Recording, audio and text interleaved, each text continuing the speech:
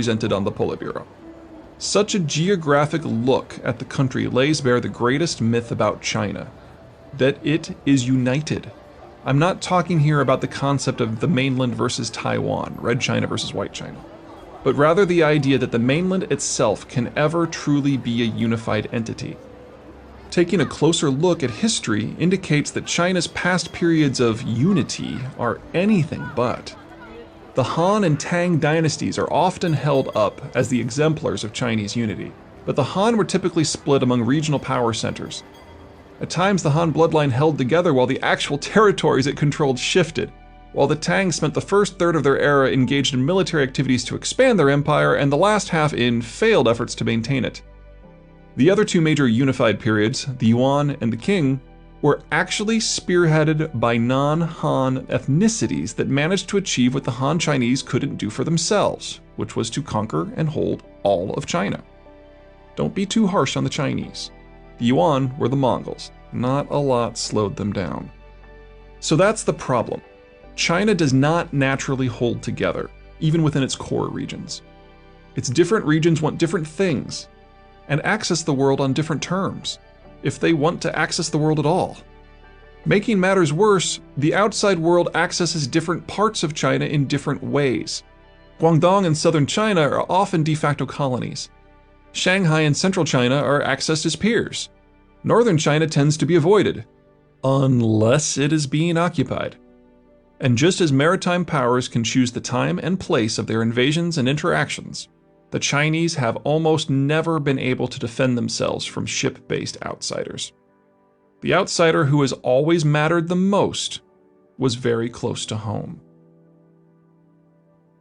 Japan, China's boogeyman. The Japanese islands are incredibly mountainous. 90% of the population lives in a series of small coastal enclaves. As soon as an enterprising Japanese figured out how to float a boat large enough to transport a few soldiers, the Japanese people unified in terms of culture, identity, and even government, very early compared to most of the world's other peoples. The island's ruggedness also meant that Japan's maritime nature became infused into Japanese culture.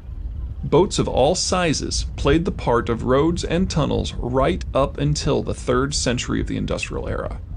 This mix of factors makes Japan a strategic extrovert.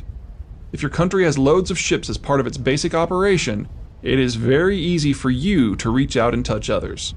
Due to proximity, Japan touched the Koreans the most, exploiting Korean resources and labor and ultimately generating a visceral enmity between the two cultures that will long outlast the present day.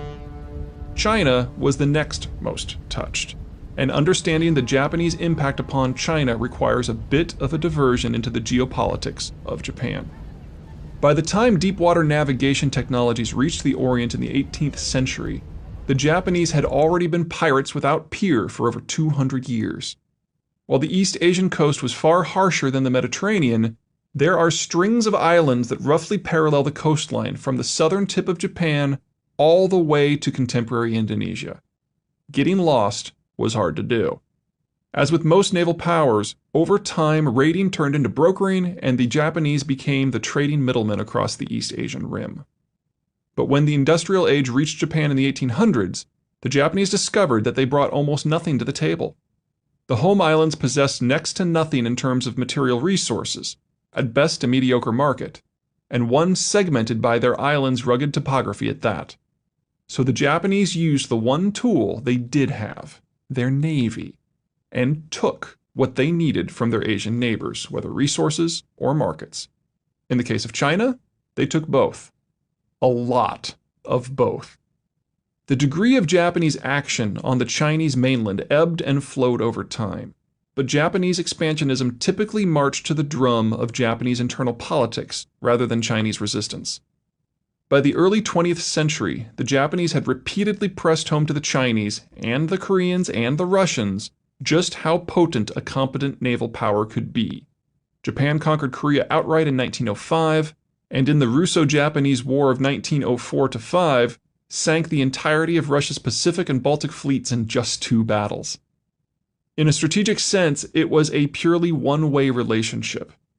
Throughout the long reach of Chinese history, Chinese culture may have wielded rich influence throughout East Asia and even in Japan, but it was almost unheard of for the land-bound Chinese to exercise physical control over their own borderlands, much less the maritime zones that dominated the entirety of the Chinese offshore, much less the wider world.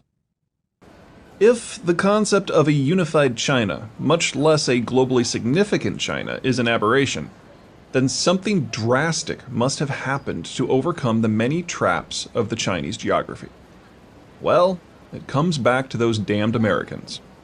They did three things that not only preserved China, but made the contemporary colossus we currently know as modern China possible. First, it was the Americans who removed Japan as a threat. Japan and China had been locked in a bilateral war for nearly 5 years before the Americans joined World War II. Historians and theorists can of course debate how the Japanese-Chinese War would have ended if not for its folding into World War II, but the simple fact remains that at the time of Pearl Harbor, the Chinese had already lost the conventional war and were pouring all of their efforts into guerrilla tactics. Even when the Japanese started fighting and losing to the Americans in the Southeast Asian and Pacific theaters, they were still making steady progress across China, where their foes represented a not yet industrialized civilization. And as the Japanese vividly demonstrated in the execution of some 250,000 Chinese in Nanking, they would not be leaving without exacting a heavy toll. By the time the mushroom clouds rose over Hiroshima and Nagasaki, the Japanese had, for years, held every part of Chinese territory that made China economically and politically viable, including the entirety of the North China Plain, all of the lower Yangtze including Shanghai, and all of the major southern port cities across Fujian and Guangdong, including Jaipu, Xiamen, Fuzhou, Shantou, and Hong Kong. If it was worth taking, the Japanese took it. Independent China was left with the interior scraps, and China only regained its sovereignty because Japan's surrender to the Americans in 1945 stipulated the recall of all Japanese forces from all theaters. Japan's subsequent folding into the growing Bretton Woods network in 1955 ended Japan's imperial interest in China. Under the Bretton Woods system, the Japanese had full access to resources and markets on a global scale, far more than the relatively piddling Chinese resources and markets that Japan had waged war to secure only 2 decades previously. In a stroke, the Americans had not so much ended Japanese imperialism as removed any rationale Japan might have had to be imperialist in the first place.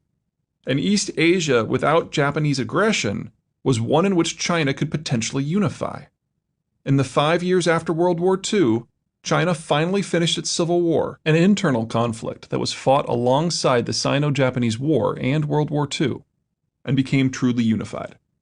Second, World War II's conclusion radically changed the region's naval balance of power. By war's end, the Americans had wiped the Pacific clean of Japanese forces, but that was only one piece of the puzzle. The European navies were also gone, in part due to the Japanese themselves, but mostly due to American actions in Europe. While Japan was certainly the country guiltiest of suppressing the Chinese, they were far from the only one. In the century leading up to World War II, all of the Europeans had carved out pieces of the globe for their respective empires, and China was hardly exempt.